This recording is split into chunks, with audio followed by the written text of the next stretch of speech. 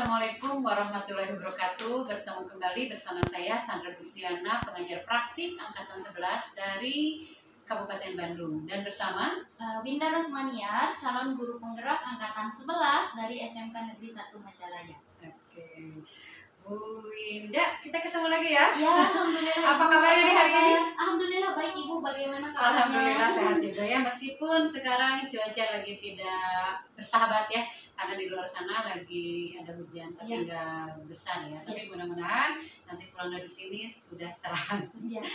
Karena memang semua orang pasti yang ditakutkan, yang dikhawatirkan hujan, apalagi daerah sini. Takutnya ini kan atas ya, Iya, betul. kalau nanti pulangnya ke bawah takutnya ada banjir, tapi mudah-mudahan tidak. Iya. Oke Bu Winda. Iya.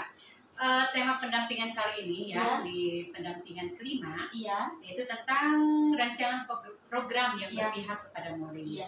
Berarti ini bertepatan di modul 3. Di modul 3, modul akhir ya. 3.3 itu sudah selesai, sudah berlalu, dan alhamdulillah bisa teratasi semuanya ya. Baik Bu Winda, ini fokus pendampingan kali ini. Berarti kita akan merefleksikan ya penerapan aksi nyata di modul 3.1. Untuk modul 3.1 itu pengambilan keputusan yang berbasis nilai-nilai kebajikan sebagai seorang pemimpin ya Bu. Masih itu masih ini ya, masih hangat. Oke, yang kedua nanti kita akan berdiskusi bagaimana rancangan program yang berdampak pada murid. Sudah ya, sudah dibuat. Sudah Ibu. Oke. Ya, nanti kita akan kupas tuntas. Terus yang ketiganya kita akan berdiskusi ya, bagaimana perkembangan komunitas praktisi yang sudah dijalankan baik di sekolah maupun di luar sekolah. Kalau di luar sekolah biasanya seperti MGMP ya. Itu yang sudah kita pelajari di Lokakarya 3. Betul, masih ingat? Masih, insya Allah. Nanti Bu Winda akan berbagi kepada rekan sejawat ya. Oke. Baik Bu Winda, kita akan fokus ke pendampingan yang pertama ya. Jadi di awal saya akan bertanya nih, bagaimana Bu Winda setelah mempelajari pembelajaran secara daring tentunya ya, sebulan kemarin. Ini apa sih yang Bu Winda rasakan, atau apa sih yang Bu Winda harapkan, seperti apa pada pembelajaran selama daring 1 bulan kemarin? Perasaan ya Bu ya, alhamdulillah. Kalau perasaan tentu saya sangat senang Bu, karena makin kesini berarti ini sudah maju di modul akhir. Saya menjalani berarti total kalau dihitung itu 10 modul ya Bu ya. Dari pertama pada saat pembukaan untuk modul 3.1 itu karena kebetulan sudah masuk ke ranah manajerial ya, karena di bidang sekolah gitu ya. Jadi cukup lumayan menguras energi dan pikiran, karena beberapa juga harus ada koordinasi dengan baik itu kepala sekolah, pengawas, kepala sekolah dari tempat lain, guru-guru dan siswa juga. Mungkin saya selain senang juga agak merasa tertantang gitu ya Bu ya. Akhirnya kita menyelesaikan seluruh rangkaian modul sampai dengan modul yang terakhir gitu. Kemudian yang saya rasakan juga, saya sangat bahagia. Kemudian ada sedihnya juga Bu, ternyata memang pembelajaran yang dilaksanakan itu di minggu kemarin dilaksanakan ruang kolaborasi terakhir bersama fasilitator Bapak Fadlan dan Ibu Haja juga ada gitu ya. Keseluruhan mungkin kita sudah melaksanakan sekitar 2 kali dalam seminggu, 2 minggu 2 kali gitu ya. Kita sudah terbiasa seperti itu, sekarang kebiasaan tidak ada ya gitu. Jadi kehilangan jadi kami ada suasana emosional saat itu pada saat ruang kolaborasi, tetapi kami juga bisa akhirnya terbuka, dan saya menemukan dan teman-teman juga menemukan keluarga baru bersama-sama begitu. Oke. Baik Bu Winda, tadi kan sudah bercerita ya. Nah, sekarang rencana tindak lanjut dari pendampingan sebelumnya, terus serta hal-hal yang dianggap sebagai capaian. Yang tadi kan bercerita ya. Nah, sekarang capaian selama 1 bulan terakhir bagaimana? Kalau rencana tindak lanjut dari keseluruhan modul yang sudah dipelajari, modul 1, modul 2, modul 3 itu sebenarnya memang relevan, sudah saya terapkan sedikit-sedikit gitu ya. Kalau rencana ke depan mungkin karena yang belum dilakukan itu 3 aksi nyata, aksi nyata untuk coaching supervisi academy, kemudian aksi nyata untuk penelusuran pemetaan modal aset, dengan aksi nyata untuk program yang berdampak pada murid itu mungkin akan dilaksanakan dalam waktu dekat gitu ya. Rencana tindak lanjutnya tentu ini akan diterapkan kepada murid-murid kami di sini di jurusan Teknik Elektronika Industri, dan saya sudah coba diseminasikan ke pihak manajemen, dan alhamdulillah untuk programnya juga yang terakhir sangat mendukung karena memang relevan juga Bu ternyata dengan program yang sedang dijalankan oleh sekolah yaitu SMKPK. Jadi memang saya terbantu gitu seperti itu. Ya. Terima kasih, aduh sangat luar biasa ya Bu Indah ini. Jadi pembelajaran mulai dari modul 1 sampai modul 3 banyak sekali berdampak ya. Jadi baik kepada Bu Indah sendiri, terus kepada rekan sejawat, apalagi kepada murid sendiri ya. Oke. Baik Bu Indah, bisa saya melihat hasil observasi? Oh iya. Oke. Apa nih yang Bu Winda tantangan atau hambatannya ketika melakukan observasi terhadap temannya? Iya, pada pra dulu mungkin ya, pada pra observasi karena memang kita sehari-hari bertemu ngobrol itu, tetapi karena ini kemudian dijadikan salah satu tugas, jadi kami agak canggung pada awalnya, dan apa yang harus dibicarakan kami sebelumnya briefing dulu ya gitu.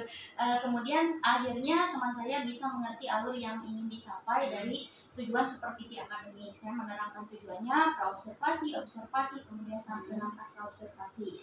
Tantangan yang saya hadapi selain komunikasi yaitu menyesuaikan jadwal Bu, dengan jadwal beliau untuk mengajar itu akhirnya kita ketemu melaksanakan percakapan praobservasi, saya sampaikan tujuan, kemudian saya juga melakukan observasi sudah dilakukan di kelas, alhamdulillah karena berbeda jurusan Bu, jadi saya bisa berbagi pengalaman dan tahu proses pembelajaran di jurusan lain.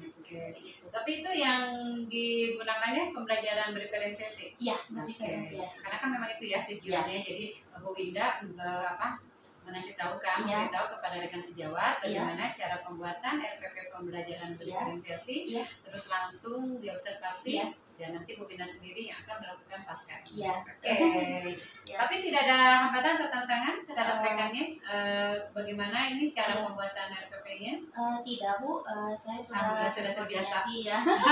Ya, karena memang kalau di SMK memang berdiferensiasi itu sebenarnya memang cocok diterapkan dan itu sehari-hari kita laksanakan. Cuma kita baru tahu bahwa ada berdiferensiasi. Jadi sebenarnya sudah tahu ya, cuman penamaannya aja yang berbeda. Oke, sekarang kita ke aksi nyata modul 3.1. Masih ingat ya? Iya Bu. Oke. Berdasarkan hasil pemetaan yang Ibu Winda lakukan, bagaimana nih hal tersebut bisa mempengaruhi proses pengambilan keputusan yang Ibu Winda lakukan? Saat waktu itu saya mewawancara 2 kepala sekolah, satu kepala sekolah dari SMK Negeri 1 Majalaya, Bapak Upi Indra Kusuma, yang kedua dari SMK swasta, SMK Yadika KC. Pada saat saya terangkan bahwa saya mewawancara bagaimana jika di sekolah ini atau di sekolah Yadika ada suatu kasus yaitu dilema etika.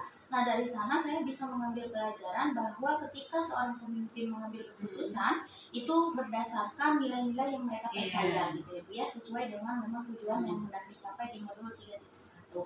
Hingga akhirnya saya menemukan bahwa tiap pemimpin itu ketika mengambil keputusan berdasarkan pertimbangan yang berbeda gitu. Tetapi ujungnya memang itu adalah keputusan yang mereka ambil sendiri berdasarkan musyawarah. Jadi memang tujuannya untuk kebaikan murid, seperti itu yang saya dapatkan seperti itu. Musyawarah tapi nanti harusnya dikasih tahu ya ada 9. Oke, apa nih hal yang menurut Ibu Winda masih perlu dikembangkan atau perlu dievaluasi?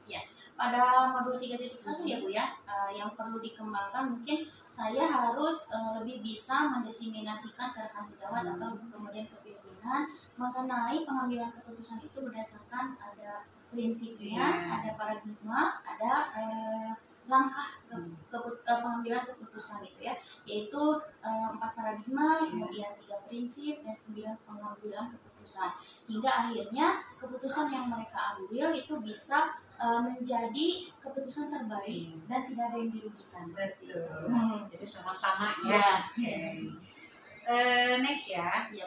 Adakah pengalaman nih yang terjadi baik dalam waktu dekat ataupun sebelum Bu Winda mengikuti pendidikan guru penggerak yang mencerminkan dilema etika baik itu terkait murid maupun rekan sejawat?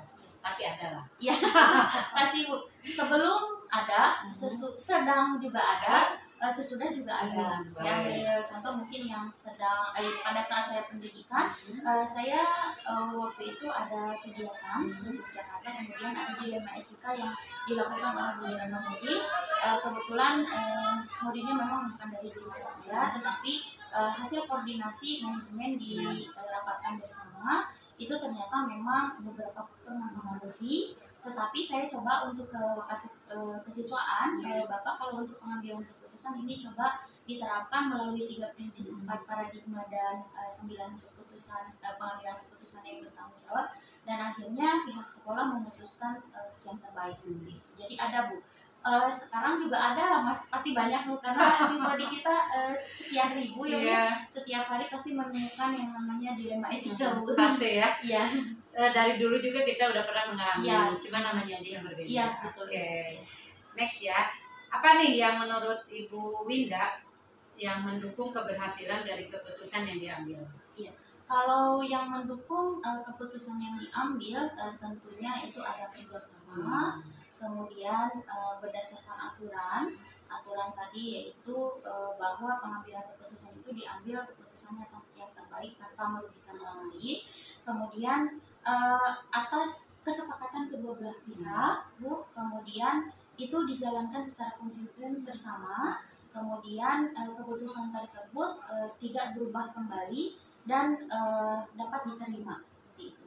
Dapat dipertanggungjawabkan. Oke, ini sekarang nih ya. Menurut Bu Winda nih, apakah proses pengambilan keputusan yang dilakukan sudah sesuai dengan prinsip dan langkah yang dipelajari di modul 3.1? Iya, sudah Bu. Tetapi memang kepala sekolah waktu itu memang belum tahu bahwa itu paradigma, itu prinsip, itu 9 langkah pengambilan keputusan. Tetapi dari poin-poinnya memang ditambahkan, ini sudah masuk beberapa, hanya belum keseluruhan. Tetapi di dalam pembelajaran ada. Oke, sip ya. Apa nih hal yang menurut Ibu Winda masih perlu dikembangkan atau saya rasa ini perlu dong dievaluasi dari proses pengambilan keputusan tersebut? Iya. Ini Bu yang mempertimbangkan yang paling banyak itu antara rasa kasihan dengan keadilan Bu ya. Jadi ketika mengambil keputusan itu kita benar-benar harus mendalami secara lebih dalam masalah tersebut sehingga bisa diputuskan dengan baik. Terutama memang kita harus tahu kondisi orang yang mengalami dilema etika gitu seperti itu. Itu sih Bu yang paling sulit antara rasa kasihan dengan keadilan seperti itu.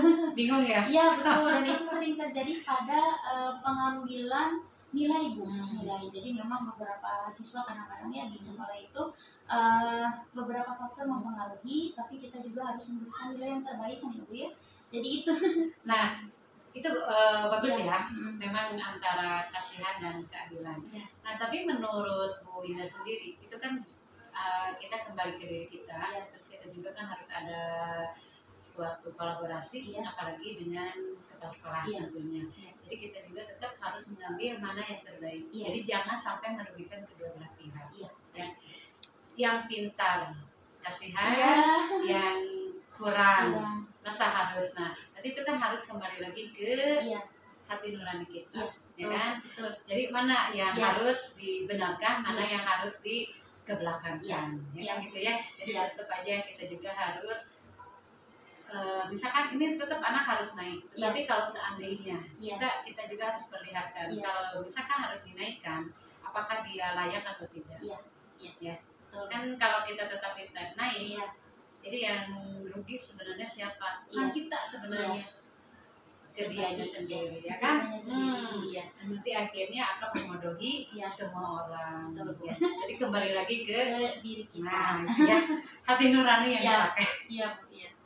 Oke, ya. Jadi cuma bisa kembali ke ke sekolahnya masing-masing ya. Jadi antara guru dengan kurikulum berikut kepala sekolah yang besar. Oke. Sekarang kita ke rancangan program yang berdampak pada murid. Apakah Ibu Winda sudah membuat rancangan program yang berdampak pada murid? Ya, alhamdulillah sudah Ibu. Sudah dibuat rancangannya berdasarkan yang diminta pada urutan langkah di modul 3.3. Ya. Oke, jadi sudah ya. Sudah. Oke, lalu saya tinggal tunggu, tapi memang ada di DK ya? Iya, ada. Oke. Ada. Apa nih tujuan dari program yang Ibu Winda rancang dalam kaitannya terhadap murid? Iya. Apakah sudah ada indikator ketercapaian tujuannya? Iya.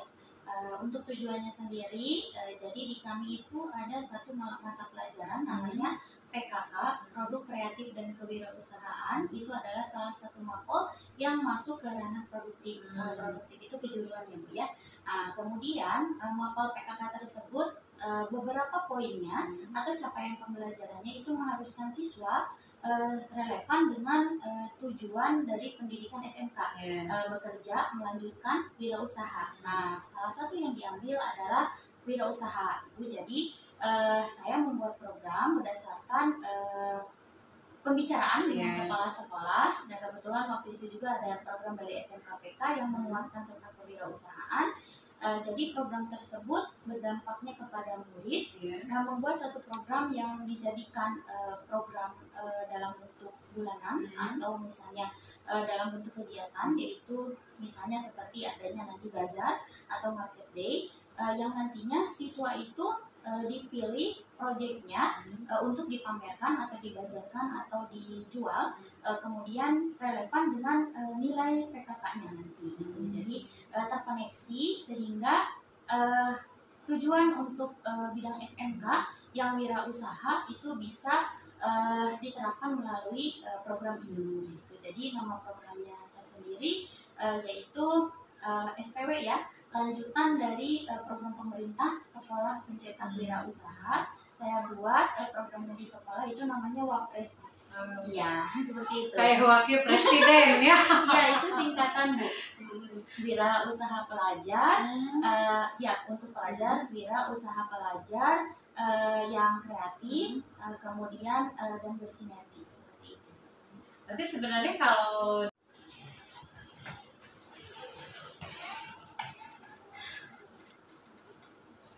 baik Ibu, untuk indikator ketercapaiannya sendiri, jadi nanti siswa-siswi diharapkan mampu terbangun baik pengetahuan, keterampilan, sikap kewirausahaannya, kemudian nilainya nanti dinilai PKK-nya itu bagus-bagus ya Bu ya, kemudian nanti juga dia minat, bakat, dan kepemimpinan muridnya itu bisa terpetakan dengan baik. Kemudian program ini dikhususkan mudah-mudahan nanti kedepannya menjadi program unggulan SMK Negeri 1 Majalaya. Itu indikatornya Bu. Jadi sudah terstruktur ya. Oke. Nih dukungan apa ya yang Bu Winda perlukan untuk menerapkan program yang sudah dibuat? Dukungan tentunya seluruh stakeholder yang ada di sekolah. Yang pertama saya koordinasi berarti dengan kepala sekolah, kewenangan beliau kan memang yang paling utama gitu ya, bagaimana beliau menyetujui program tersebut. Saya juga berkoordinasi dengan lokasi kurikulum karena ini berhubungan dengan mata pelajaran PKK, kemudian guru-guru PKK secara keseluruhan dari 5 jurusan, kemudian siswa-siswi tentunya, kemudian ada juga UMKM terdekat, orang tua, ibu orang tua itu ada beberapa yang punya home industry, jadi nanti program kedepannya sehingga membantu anak-anak untuk pelatihan dan lain sebagainya. Kemudian ada kontribusi industri juga seperti itu Bu.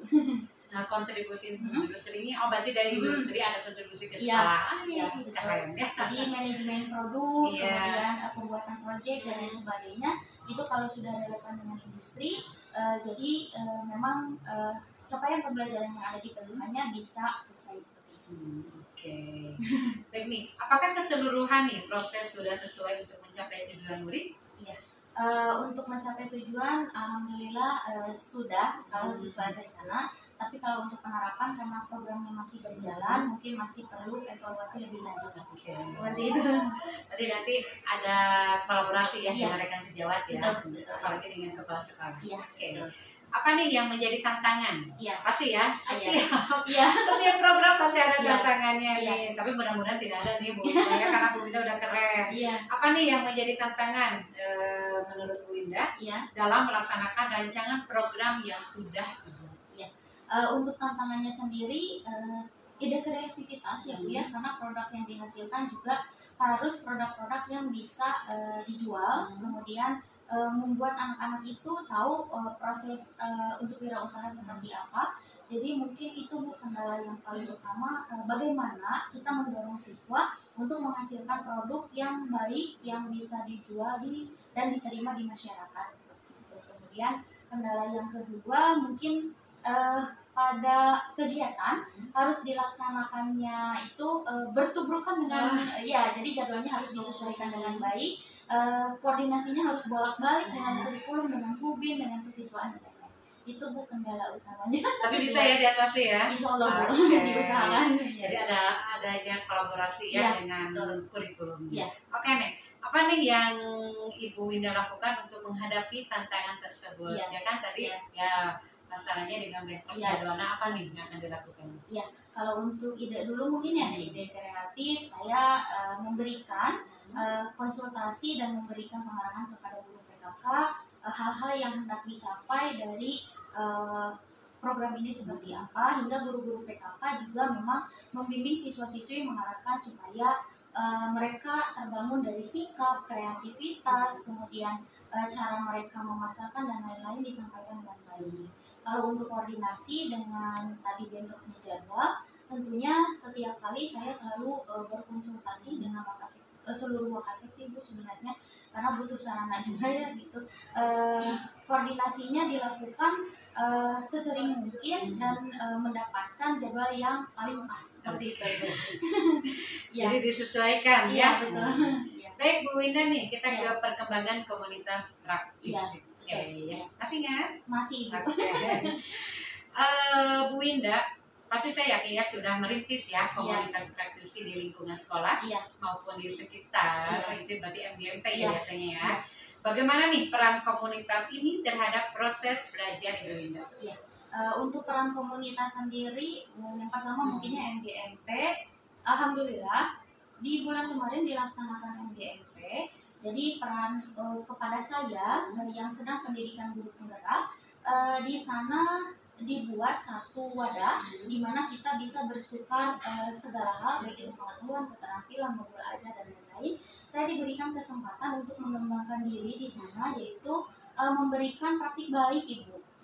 Jadi saya menerangkan tentang pembelajaran berdiferensiasi, membuat modul ajar berdiferensiasi yang terintegrasi KSE yang ada di tugas saya diseminasikan kepada rekan-rekan MGMP Elektronika se-Kabupaten Bandung. Wah keren, hebat sekali. Waktu itu bertempat di Kopi Teja di Sumarekon, dan alhamdulillah dihadiri pengawas juga Bu. Pengawasnya dari kebetulan Bapak itu adalah Pak Jais Budi itu adalah senior di elektro, jadi alumni juga dari Universitas Pendidikan Indonesia.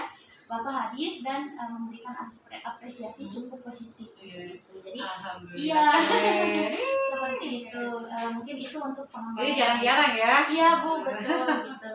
Kalau di sini mungkin saya sedikit demi sedikit sudah menerapkan pembelajaran berdiferensiasi kepada siswa-siswi. Kalau untuk Kombel, berarti komunitas praktisi yang kedua, saya memberikan partisipasi penuh kepada Kombel apabila ada kesulitan atau misalnya mau saya berikan ilmu yang sudah saya dapatkan di guru penggerak. Alhamdulillah positif sekali karena ketuanya Bu Lilis Mariati, GP juga Bu angkatan 9 gitu. Jadi koordinasi dengan saya itu memang terjalin sangat baik. Mudah-mudahan kedepannya ya ilmu yang saya dapatkan dari guru penggerak bisa diberikan secara penuh ke komunitas belajar cerdik SMK Negeri 1 Majalaya.